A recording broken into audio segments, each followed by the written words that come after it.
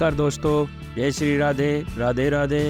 दोस्तों, अभी मैंने 8 तारीख से लेकर 11 मार्च तक एक यात्रा की है, जिसको कि मुनस्यारी उत्तराखंड की, जिसमें मैंने अपनी बाइक जो कि हीरो कंपनी की एक्सपल्स 200 है, जिसका नाम मैंने राधा रखा है।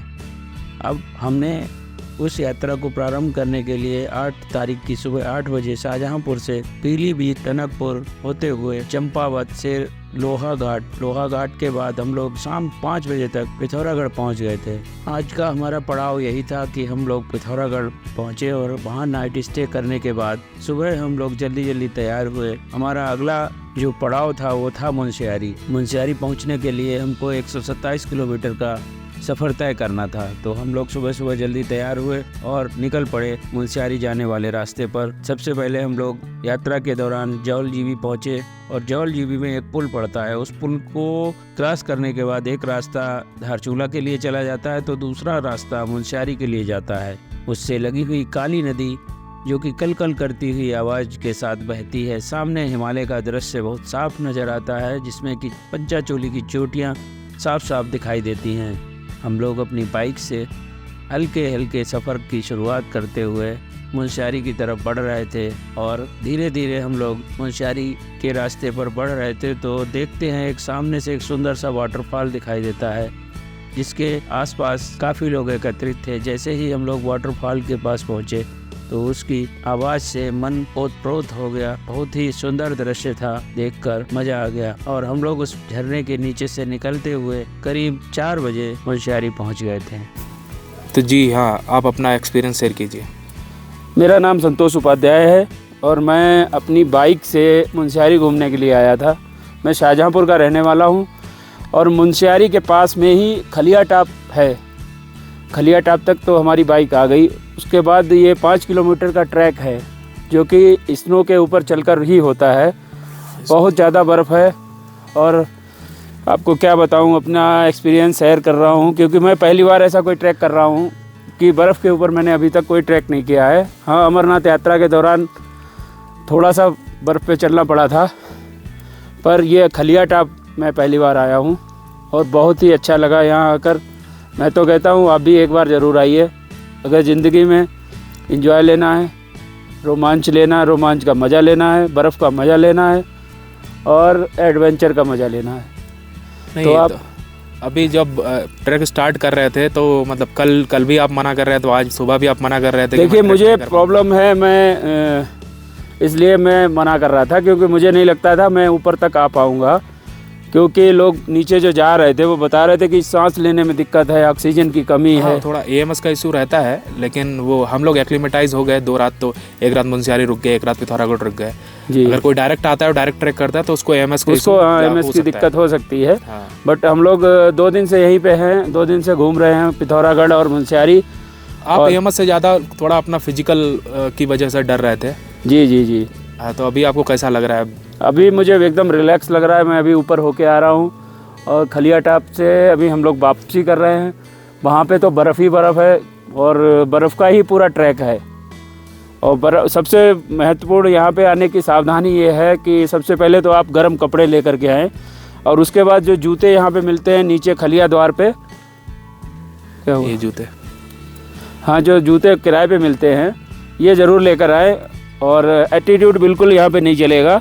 ये जो डंडा है ये सबसे बड़ा हथियार है। ये इस डंडे के वजह से ही हम लोग ऊपर तक गए।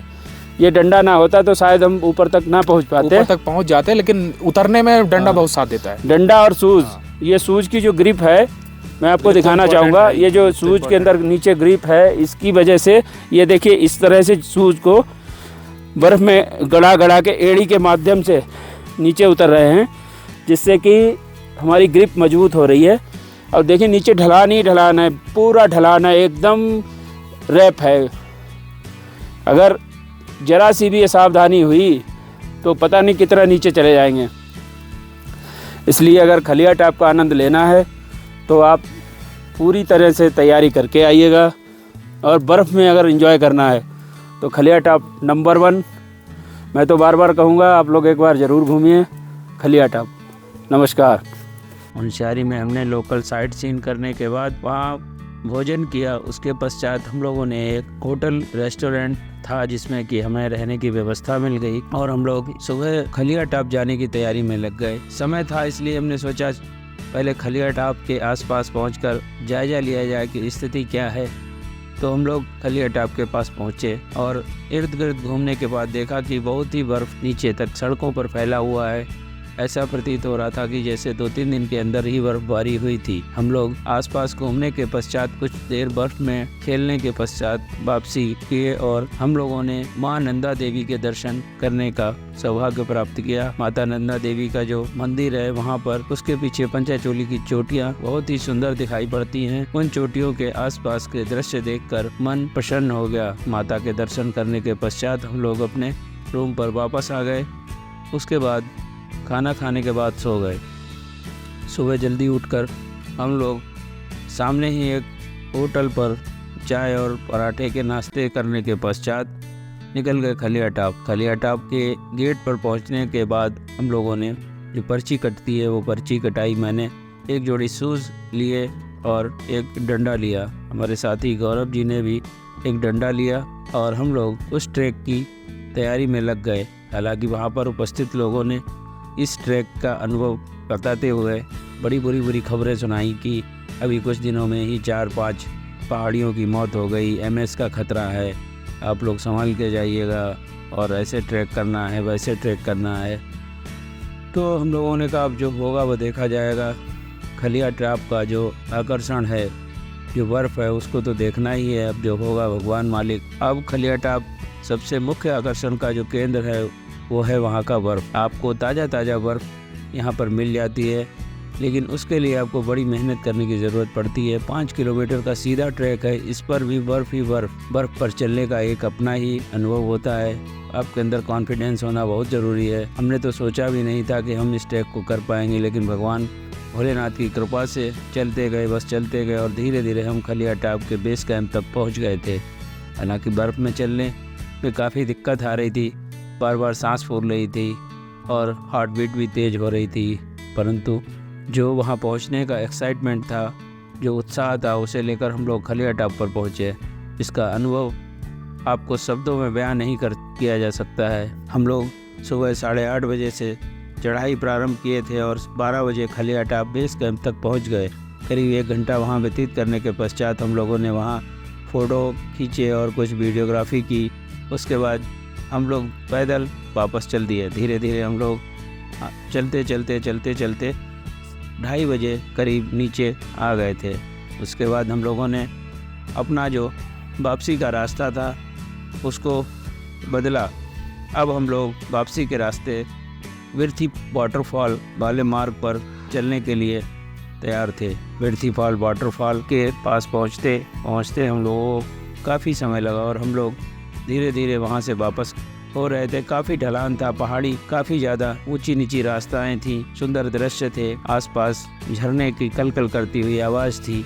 उसके बाद हम लोग थल पहुँचे और वहाँ से नाचनी क्यूटी थल होते हुए हम लोग बेरीनांग पहुँच गए और बेरीनांग के थोड़ा आगे राम राय आगार नाम की एक जगह है, जहाँ पहुँचते हमारी शाम हो गई थी और हम लोगों ने शिव दर्शन रिजॉर्ट में रुकने का फैसला किया और हम लोग खाना पीना खाकर रात को सो गए। अब अगली सुबह हम लोग 11 तारीख की सुबह में वहां से घर आने के लिए प्रस्थान कर रहे थे, जिसके लिए हम लोगों ने अगला जो रास्ता चुना था वो रास्ता हम लोगों को शेरा घाट होते हुए जागेश्वर धाम अल्मोड़ा की तरफ ले जाता था।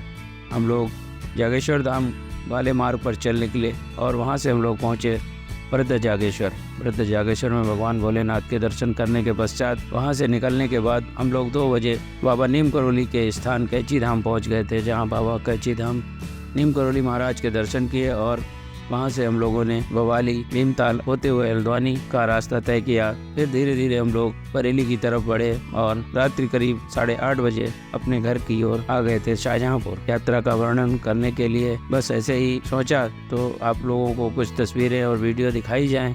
इस वजह से मैं सोच रहा हूँ कि एक व्लॉग बनाकर आप लोगों को प्रस्तुत किया जाए, शायद आप लोगों को अच्छा लगे।